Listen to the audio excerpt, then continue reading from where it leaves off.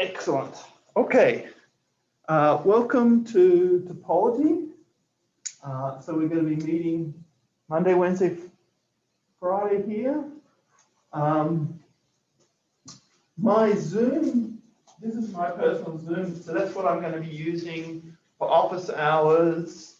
And you know, if we're forced to go online, that's in fact, since we already have someone who's online, or I'm going to be, that's the account that I'll be using.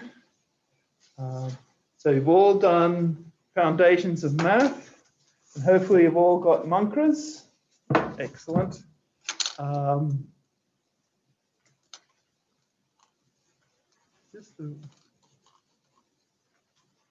Okay. So because of COVID, we're going to, all things that pass between us is going to be done by PDF and email. So you're going to do all assignments and that. You're going to send them as PDF attachments by email. All the lectures are going to be recorded and placed on Blackboard. And this is my Zoom account that we're going to be using. Okay, so how are we going to do this class? Okay, so basically I plan to cover chapters 2 through 7 of Munkras. And that's my rough estimate of when we'll be covering those chapters. The work, there's 8 assignments. You can think of them as assignments or take-home tests or whatever. They're assignments / quizzes / take-home tests all combined, okay? Typically, it's going to be every second week starting next week. So because of that, the first assignment is only worth half an assignment. Okay. So typically there were 50 points every 2 weeks, and they're going to cover what happened in the previous weeks. The final assignment, which is due right in the final period, 50 points of that is going to be covering what the material was from the previous 2 weeks, and there's going to be 25 points, which is going to be some kind of comprehensive thing. So I don't know whether if that'll be some, it might be sort of different. I might have it on a different time scale, like you might only like have a day to do it or something like that. So it's kind of like a pseudo test. See how we go. But I mean, it's only going to be 25 out of 400, so hopefully that's not going to be that stressful for you. But I assume you'll probably have other things which are going to stress you out as well. So that's the general idea. And so then points are, 90%, 80%, etc. for A, B, C, D, that sort of stuff. So yeah, so the first assignment is due next week. And what day of the week do I always have things due? Oh, that's right, I always have things due on a Wednesday. Except I guess the last thing, I think that might be a Tuesday. I can't remember for that. Okay. So how are we going to start off?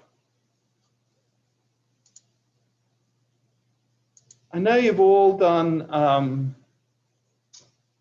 foundations, but I thought I'd start off with a little bit of review because I don't know exactly what you do in foundations, and so we need this things about infinity for the first for chapter 2. So let's talk about that.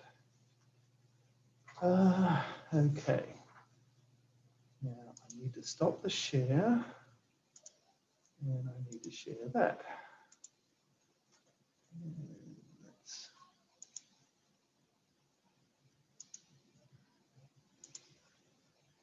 And so let's talk about finiteness and infiniteness and countability and uncountability. So hopefully these are all concepts that you kind of vaguely remember about. Okay, so let's just start off with some definitions. So a section of the positive integers, which we'll just call Sn, is just the set of all positive integers less than n. So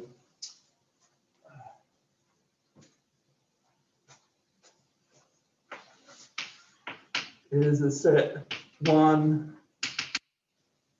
2, 3, etc., up to n minus 1. So it's less than n.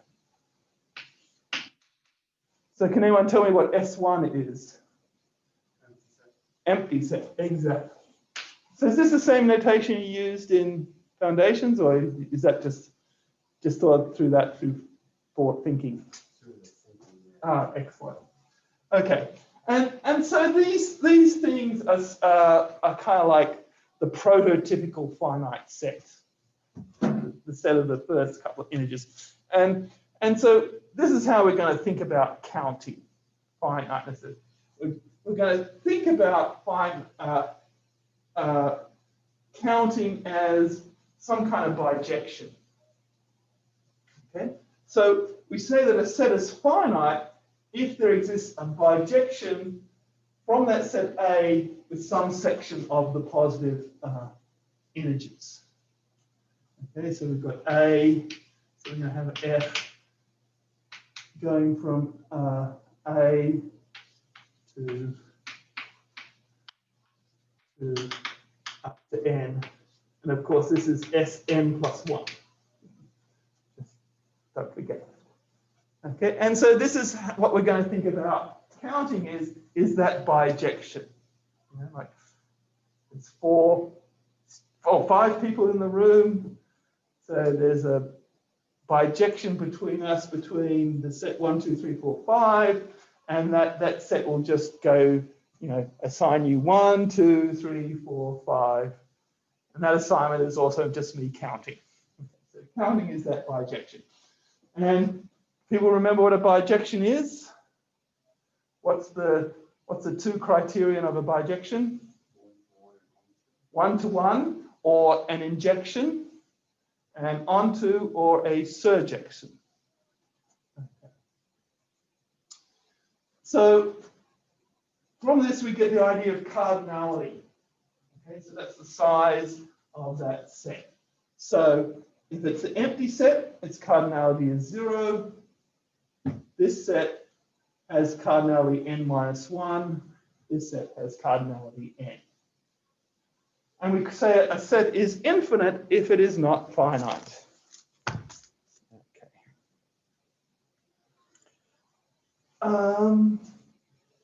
It's countably infinite if there is a bijective correspondence between our set and this is the set of positive integers. So 1, 2, 3, 4, 5, etc., going on forever. We say a set is countable if it's either finite or countably infinite. So a set is finite means there's a bijection between it and either the whole of the positive integers or just some section of the positive integers. And then finally, if a set is not if a set is not countable, it's uncountable. So uncountable means it's infinite, right? So it's not finite and it's not countably infinite. So there is no bijection from it to the positive integers or to some positive section of the finite integers. Okay, so that's just some definitions that we need to start off with. So let's talk a little bit about finite sets. Okay, so I don't want to really prove that theorem. I'm going to start proving things in a little bit, but this is, I bring up this theorem because it's going to look like other theorems we're going to see later on when we're talking about it. So let A be finite. So if I say that A is finite, there's a bijection to some section then of the positive integers. Let B be a proper non-empty subset. So it means B is non-empty, and it also has to be smaller than A. It's properly contained within A. Then there can exist no bijection from that subset to the section here. But there does exist a bijection onto a smaller section of the positive integers, like m has to be less than n. Okay, we're not going to prove it. How would you go about proving that, do you think? What would be your guess would be the basic idea of the proof? Probably I would say go to E, it's this proper subset, and take the kind of smallest element, choose smallest element, from smallest element map it to 1, and from 1 map it to whatever section is mapping, like smallest element of A. So go take smallest element of B and map it to smallest element of A, and A is mapped to this section, right? So you're going to do a contradiction proof, are you? I was looking for, like, when I said, like, I'm just looking for like 1 or 2 words. Like, what type of proof would you think this would be? Direct proof. I would construct it. A constructive Yes, proof. I would construct it. I would do construct it. Okay, and to construct that, well, the word that I was looking for is inductive. So I think to construct, you would need. Inductively construct it. Yes. Yeah, you would need induction to work on this. Like you would start off with 1. A is a set just 1. You could easily prove that for that, and then you would construct it from there. Okay. So, so that's good. Now there's a couple of corollaries that are interesting. So if A is finite, there is no bijection of A with a proper subset of itself. Okay, and that's easy to show. That would just be by you just do a contradiction argument, say that there is a bijection, then you would have, because it was probably by this, you would have this, that B was bijection with that, but then by this, you'd have that B would have a bijection with that. And since M is smaller than N, you can't have a bijection between those two. The positive integers cannot be finite. Okay, well, that's easy to do because all you need to do then is to show that there's a bijection from Z plus to a proper subset of itself. And that's easy to do. So if we let N equal N plus 1, for instance, then this takes us from Z plus to, what's the image of this map here then? Z plus without 1, okay? So, and this is a bijection, right? Because it's onto, because that's its image, but it's 1-to-1, right? Because if we had 2 different things here, they have to come from 2 different things there. So this is a bijection with a proper subset of itself. So by this, we conclude that C plus is not finite. It also shows that the cardinality of a finite set is A is uniquely determined by A. So that means it can't have 2 different cardinalities, okay, which is nice. So that means cardinality is well defined. Okay. So in this class, we'll be, one of the things you always are going to be worried about is this thing well defined? It's kind of like whenever you set up a map or do anything, whenever you construct something, you've always got to worry about it, whether it's well defined.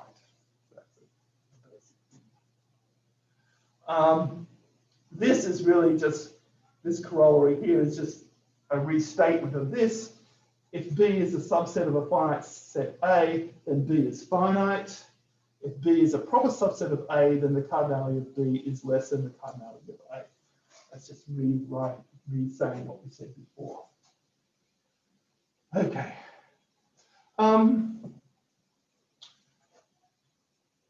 So because we're doing things with maps, really, it's really useful to have lots of things in terms of maps. So let B be a non-empty set. The following are equivalent. So B is finite, which means okay that you have a bijection. 2, there is a surjective function from a section of the positive integers onto B. And there is an injective function from B onto a section of the positive integers. Okay. So 2 and 3 seem weaker than 1, right? Because B is saying that we have a bijection. In 2 and 3, it's saying, well, we don't need the full bijection, we just need either a surjection or an injection. Okay, and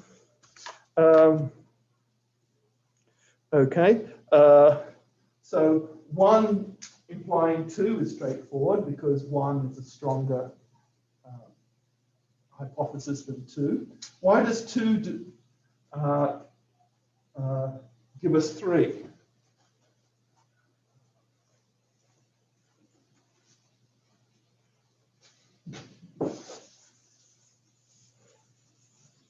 So surjective onto, right? So yeah, so let's say that there is a surjective map from some section onto B. How can we then say that there is an injective function from B onto some section?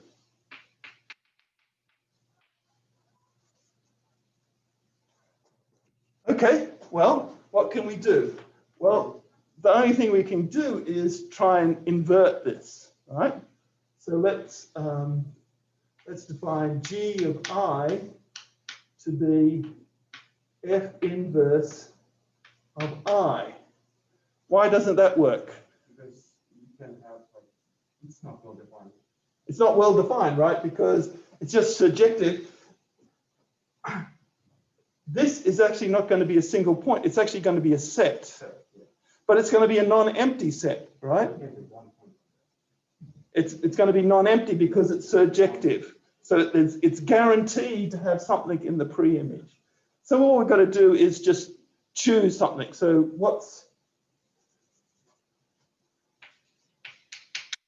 so maybe we just say the minimum.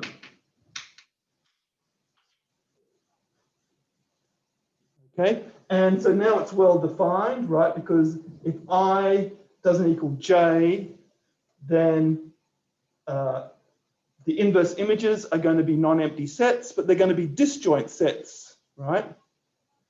And so their minimums are going to be different. So this is a well-defined function, and it's injective by sort of construction, and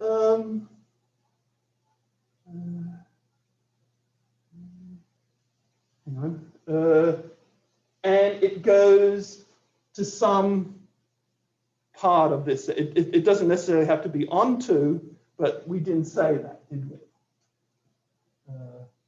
Into a section, right? So it's not have to be onto. So if you wanted to quibble a little bit, then we could, if you wanted to say onto a section, then you would just have to throw, compress it, like if it was 1, 2, 4, 5, go to 1, 2, 3, 4. It's just a way to, like an accordion, to stick it together. Okay. Then finally, finite unions and finite Cartesian products of finite sets are finite. And how would we show this? Well, a union of 2 finite sets is going to be finite. So, because if A and B are finite, and let's just say they're non-empty, because it's trivial if it's non-empty, and then we'll have trouble defining things if the set is empty. If A and B are finite, that means there exists F from A to some section. There exists some G from B to some different section. How are we going to glue those together to form a new map from A union B?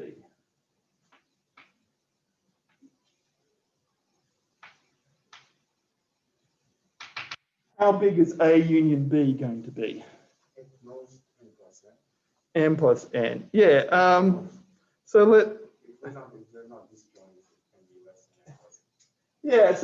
let's ignore the intersection. Let's just assume they're disjoint, because if there is an intersection, that just makes it more finite, not less finite, right? So let's make a map onto M plus N. And we can do that how? Well, H of A is going to be F of A, isn't it? Yes, F of A. Then you can say G of A plus. Actually, it's easier to go the other way, isn't it? If it's a bijection, then we can. It doesn't matter which way the arrows get, because there's F inverse is going to go. Oh, hang on. Let's be precise.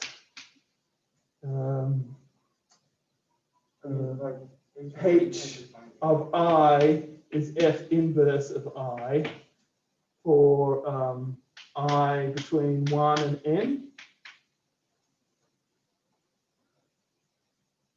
And then H of N plus I. So is H going from the section to A union? Oh, thanks. Yeah, I screwed it up, didn't I? So when you hand in your homework, do things on scrap of paper, then clean it up afterwards. Right. It's just easier to go from numbers to things, right? And so going the other direction, then you want that to be G inverse of I, if I is between N plus 1 and N plus N.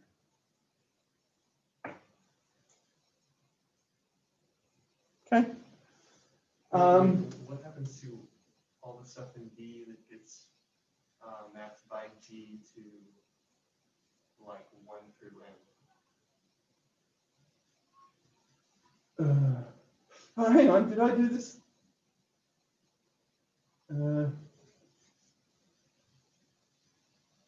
Sorry, what did you say? So there are things in B that are mapped by G to numbers that are below N plus 1, right? N plus 1. Just show it's onto, don't have to be 1. Oh, right, because we can use that other corollary. Yeah. Yeah, because this is going to be. Okay, that makes sense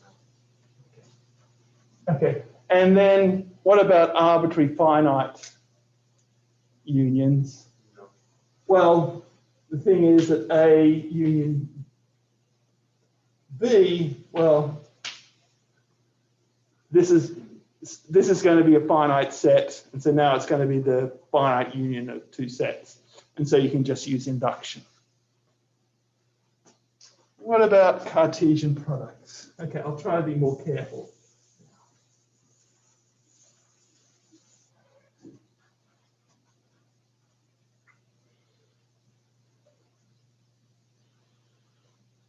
Okay, again, let's say A cross B. Well, if we look at, if A is an element of big A, then this is a finite set, right? Because this is, we can have this a bijection now between this and B. Okay, and A cross B then is going to be the union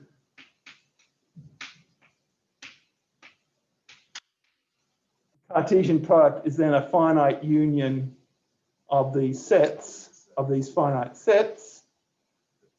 Okay, so this proves that this is finite. And then if we have an arbitrary finite Cartesian product, we do the same thing as before. Do it use induction. This is going to be a finite set. It's a Cartesian product of two finite sets, so therefore it's finite. Okay. So that's finite sets. So some examples of countably infinite sets. So we've seen that Z plus is going to be countably infinite, right? So we know that it's infinite from before. We showed that it wasn't finite. And it's countably infinite because Z plus is countably infinite because there's a bijection from Z plus to Z plus. Okay. What about Z, the integers itself? Can we get a bijection from there to there? Right, so we got to somehow take. So what we should do is we should try and construct. So we want a bijection from Z to Z plus. Okay, how about this one?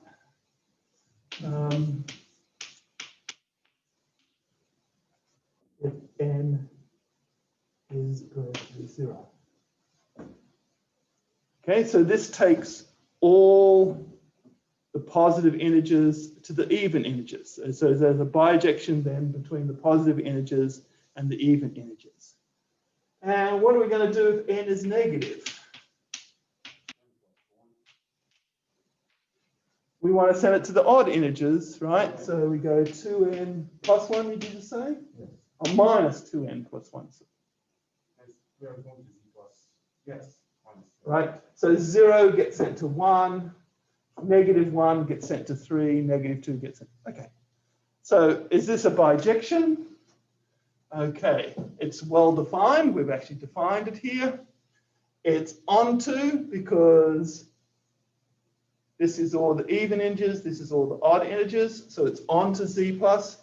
It's 1 to 1 because if 2n equals, if two things are the same, then n has to turn out to be the same. So it's 1 to 1. Okay.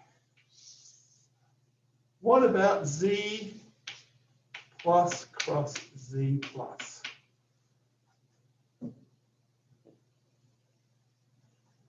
We want to have a bijection onto just Z plus.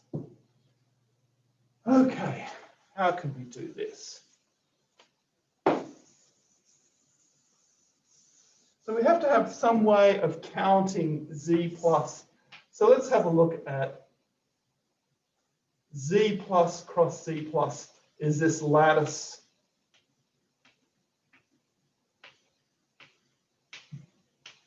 of points.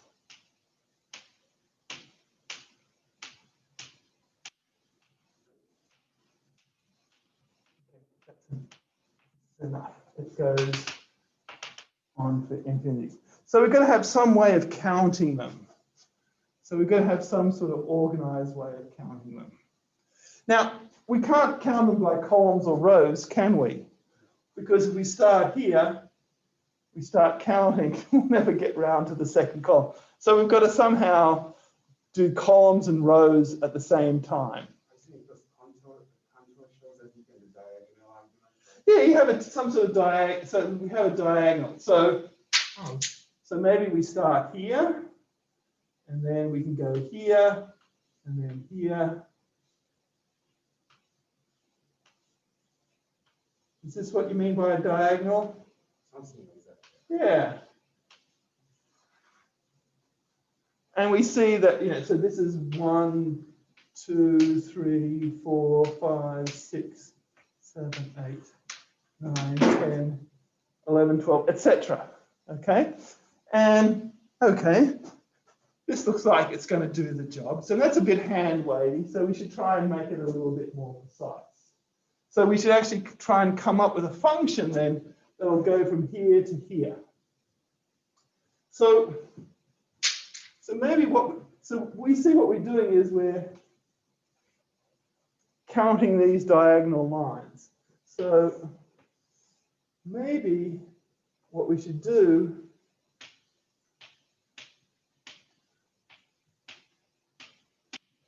is somehow rectify the picture, you know, like get these things and then just like pull it up and you know, we just go 1, 2, 3, 4, 5, 6, 7, 8, 9, 10, etc. Okay, and we can do this by the map f of x, y, so this is x, this is y, equals x plus y minus 1 to y, okay? So it keeps things in the same row. So remember, this is column, this is row. So this keeps things in the same row, right? Second row, third row. And then this just moves things along in the different columns, okay? So it's just going to, depending upon which row it is, it's going to move it along that right amount, okay? And so if this is z plus cross z plus, this is some other set. What are we going to call it? Let's call it triangle, because it's a triangular set, right? So this map then is a bijection between those two sets. And it's a bijection, right, because it's onto, we can see that it's onto, right, because it goes from, each diagonal goes to a column. It's injective because if two things equal the same, then the y's have to be the same because that's the second column. And if the y's are the same, then the x's have to be the same. So it's injective. Okay. And so now we want to send this map then to z plus. We want to do this count like this. And the way to do that then is a half x minus 1 x plus y.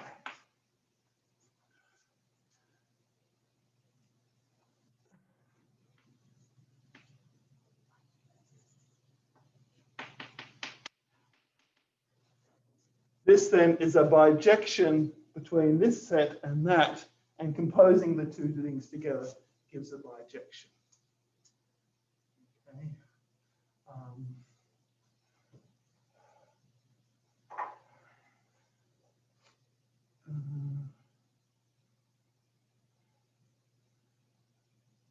So where does this come from? This comes from, this is the formula for triangular numbers, right? So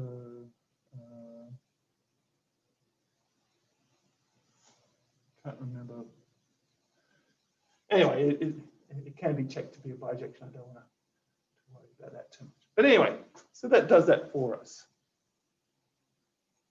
Did I press this button? I did not. Okay. So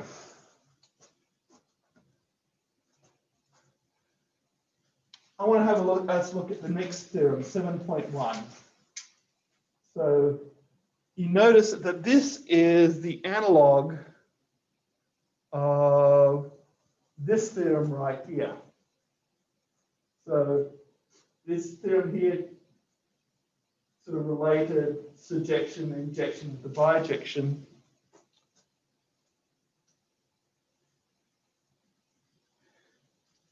have this one, okay, about countable. Okay, so this is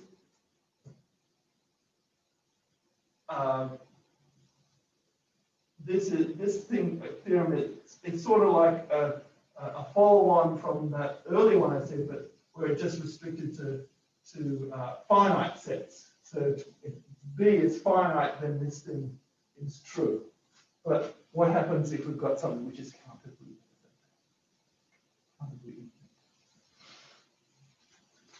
infinite? Okay. So let's prove this guy.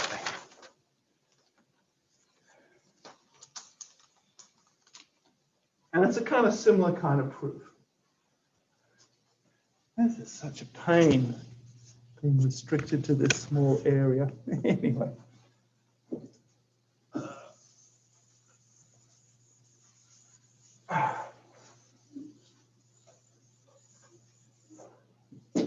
Now I want to start being just a little bit more careful.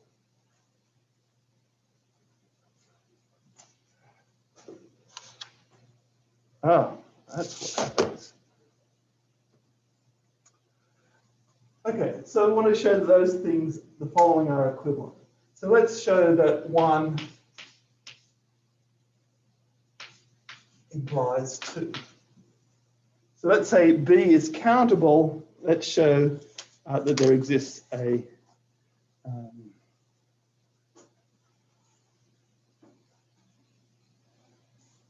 so if B is countable, there's two possibilities. Either B is countably infinite or B is finite. Okay, so if B is countably infinite,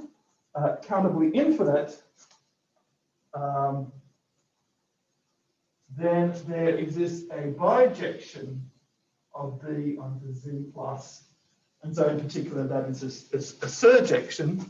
Whereas if B is finite, then we have from the previous theorem that there is a bijection H then from 1 through N onto B.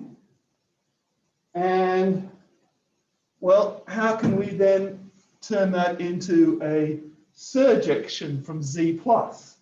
Well, it's kind of easy because this is a surjection from the previous theorem. So we can just extend it from Z plus to B by H of I. Oh no, let's call it.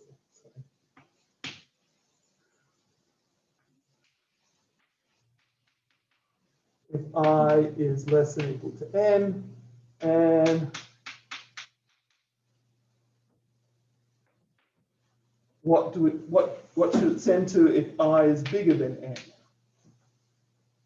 We can send it to anything, right? So let's just send it to H of 1.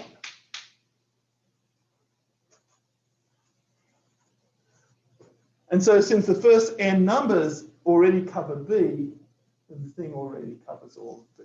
So that is true. Why does 2 do 3?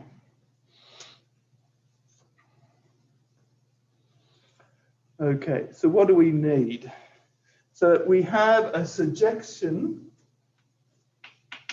F that go from Z plus to B.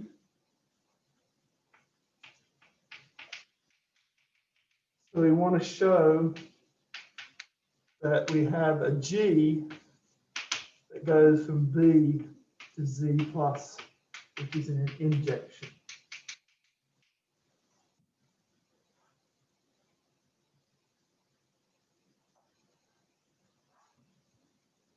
Okay, so what do we want?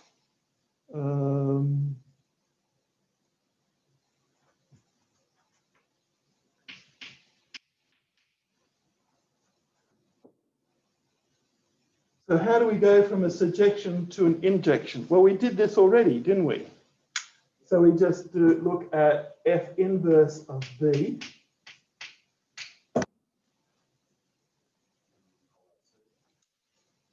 So that's a set.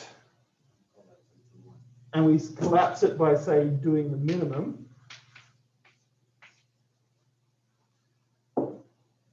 Why is this well defined? It's well defined because F is a surjection, so F inverse is non-empty, and we take its minimum. And then that gives it to us. It's well defined, and it's injective, right? Because if B doesn't equal B dash, for example, then GB is the minimum of F inverse of B, and G of B dash equals the minimum of F inverse of B dash. So these are two different sets, so two disjoint sets, so they're going to have two different minimums, so these things aren't equal. So that tells us that it's injective.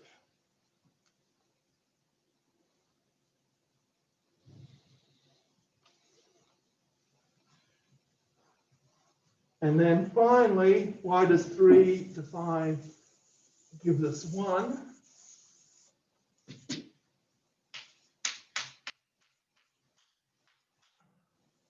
So we have an injection from G from B to Z plus.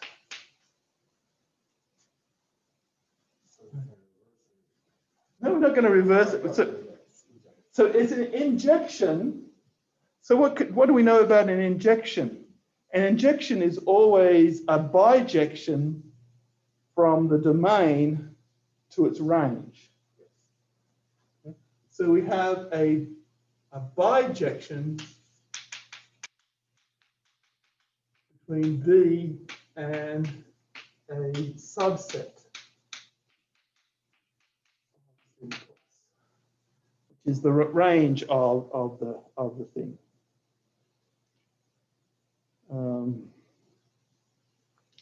So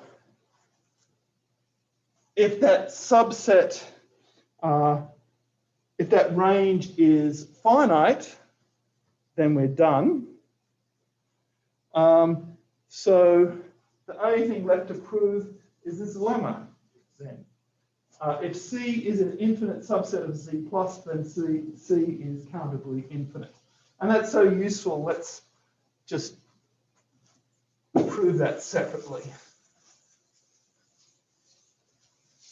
But if we prove that lemma, then that finishes off the proof of the theorem right there.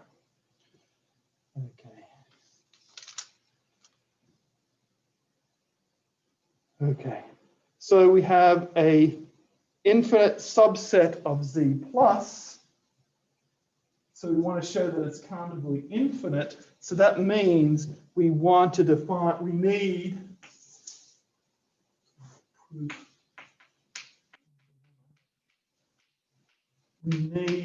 a bijection, let's call it H, from, is it from C to Z, oh no, from Z plus to C. Okay, so that's what it means to be countably infinite. We have to find a bijection. So already I hope you're getting a sort of sense of how you prove things in this class. It's kind of by looking at the definitions, chasing the definitions and patching things together that way. So we need a bijection from Z plus. So we're going to define it by induction.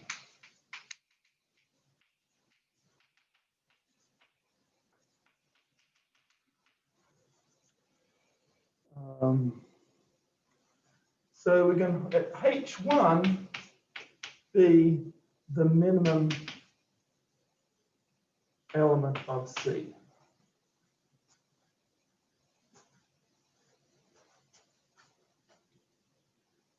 Okay, and this is well defined because of the well ordering principle. every non-empty subset of Z plus has a smallest element. And that, again, that's something you can prove by induction. Delete C and define H2.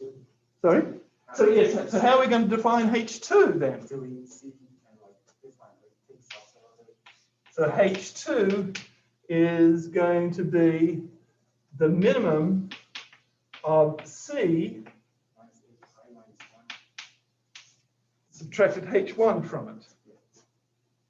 So this is of I, or it's the second smallest element of C.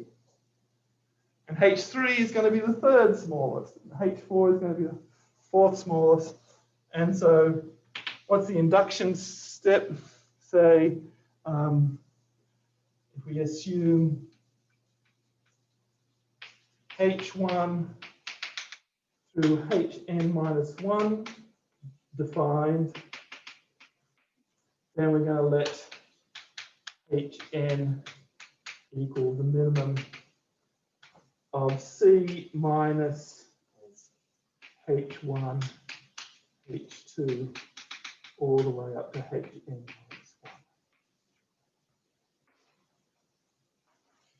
Again, we're just counting the elements of C from the smallest up to the biggest.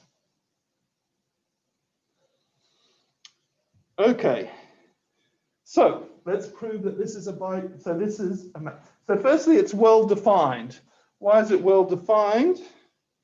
Because each next set is disjoint from each other. So when you are taking the middle of every time. Well, because of well-ordered principle, first of all. Right, but also C is infinite. We're going to use the fact that C is infinite.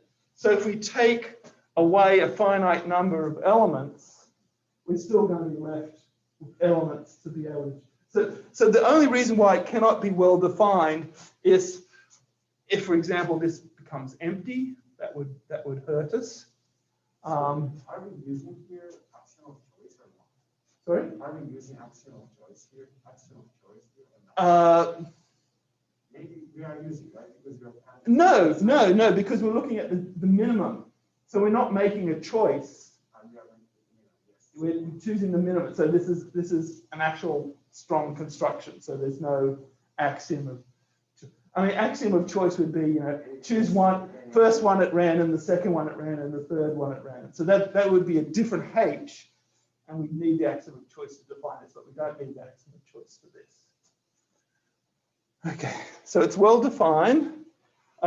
Is it injective? It is injective because if M is less than N, if M is less than N, then H of M is in here.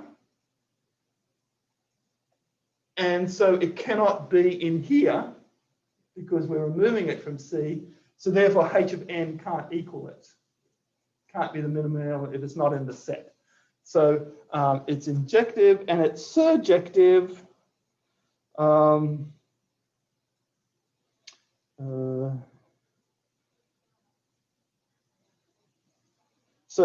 it's surjective. So we've got to show that it hits every element. Hello. Are you joining topology? Okay, I'm in a class, I'm sorry. That's okay. You were in here for a second at least. So we've got to show that it hits every element of C. Now, why can that be? So what we can do, we can remove this thing.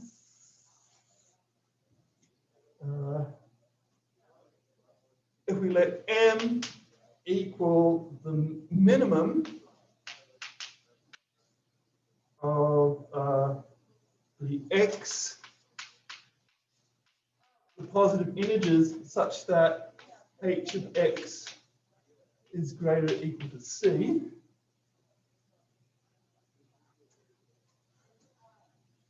Okay.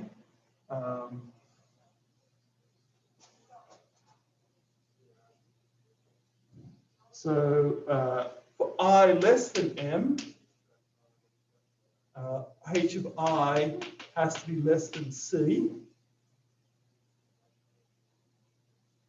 because of the definition of m. So C can't be an element of the image of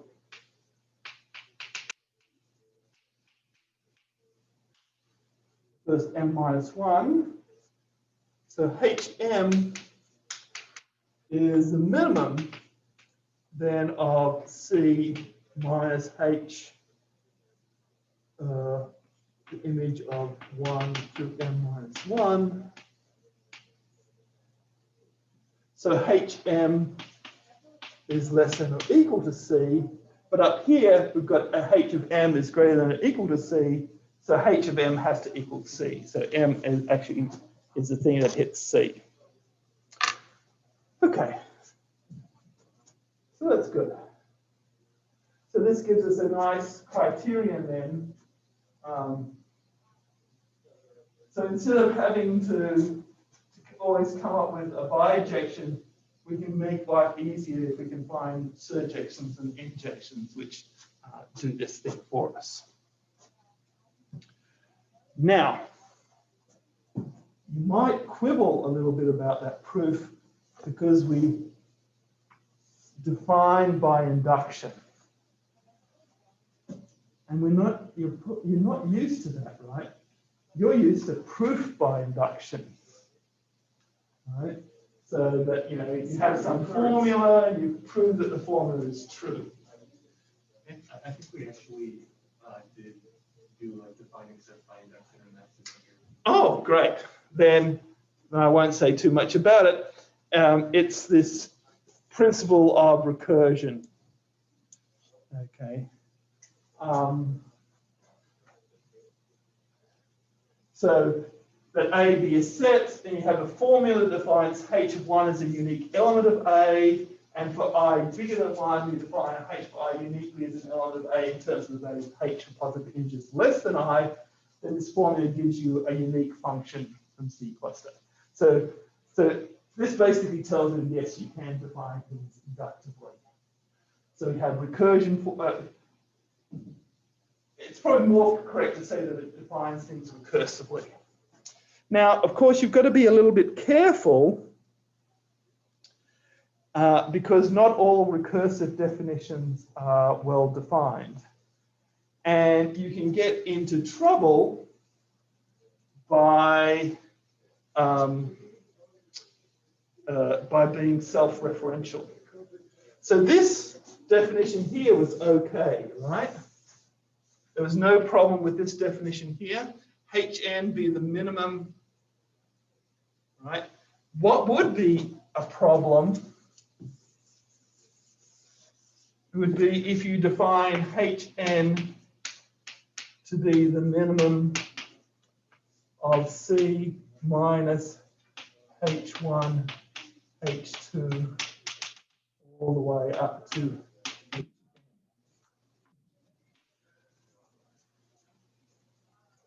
Why would this be a problem?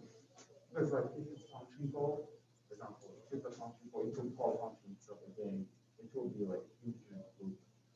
Right, because H of, but this to make sense, Hn has to be an element of this set, right? But by definition, Hn is not an element of this set. So this is kind of like,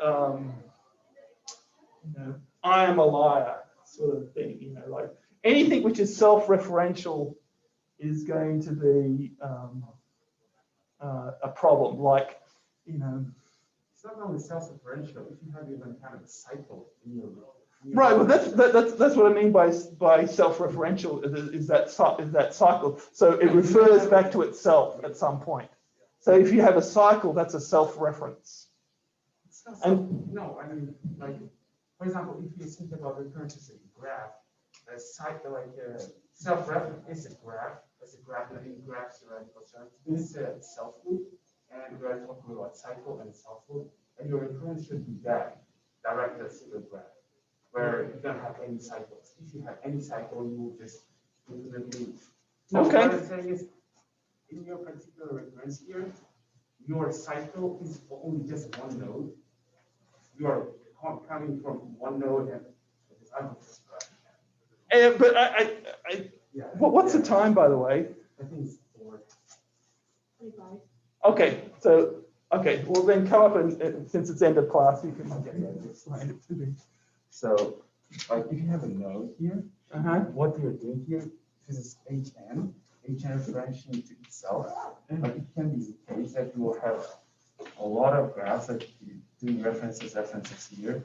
And one example. But this is still a self-reference because following, anytime you have a self, that is a self, that's what I mean by a self. Oh, okay, so yeah. Yeah. Thank you. Oh, God.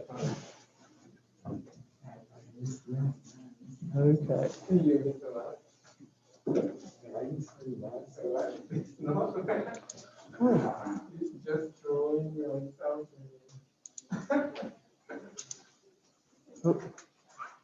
Somebody joined the Zoom meeting. Yes, one of our classmates. There are only a few students in here, right? We must be again.